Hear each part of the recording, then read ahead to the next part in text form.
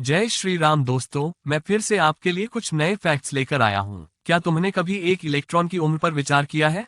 इस पर विचार करना बहुत रोचक है। एक इलेक्ट्रॉन की दीर्घायु, जैसा कि वैज्ञानिकों द्वारा अनुमान लगाया गया है, ये ब्रह्मांड की उम्र से लगभग क्विंटिलियन गुना अधिक है। यद्यपि हम निश्चित रूप से यह नहीं कह सकते हैं कि इलेक्ट्रॉन हमेशा के लिए रहते हैं, उनकी दीर्घायु भी ऐसा लग सकता है। लोकप्रिय धारणा के बावजूद बीवर उन बांधों का निर्माण करते हैं, लेकिन वास्तव में उनमें नहीं रहते। आकर्षक है ना? बीवरों की उल्लासित गतिविधियों से हम डायनासोर की जमाने में वापस जाते हैं। कुछ लोगों की उम्मीदों के विपरीत इन विशाल प्राणियों का जीवन काल उतना लंबा नहीं था जितना कि उनके आकार से लगता हो। उदाहरण के लिए, टायरानोसोरस रेक्स की परिपक्वता से साल में होती थी और वो आमतौर पर से साल तक जीता था।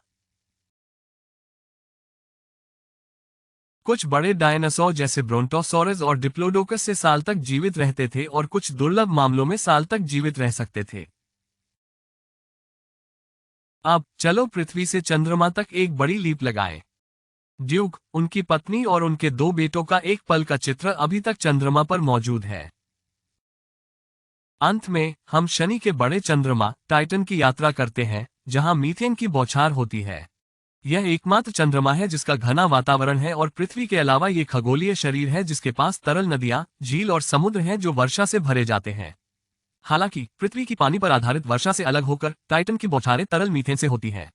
अंत में स्थायी इलेक्ट्रॉनों से लेकर अल्पकालिक डायनासोर तक, बीवर के जटिल आवासों से लेकर चंद्रमा पर आराम करने वाले परिवार की तस्वीर और टाइटन पर मीथेन की बारिश तक, हमारा ब्रह्मांड चमत्कारों की एक आकर्षक टेपेस्ट्री है जो खोजे जाने की प्रतीक्षा कर रहा है।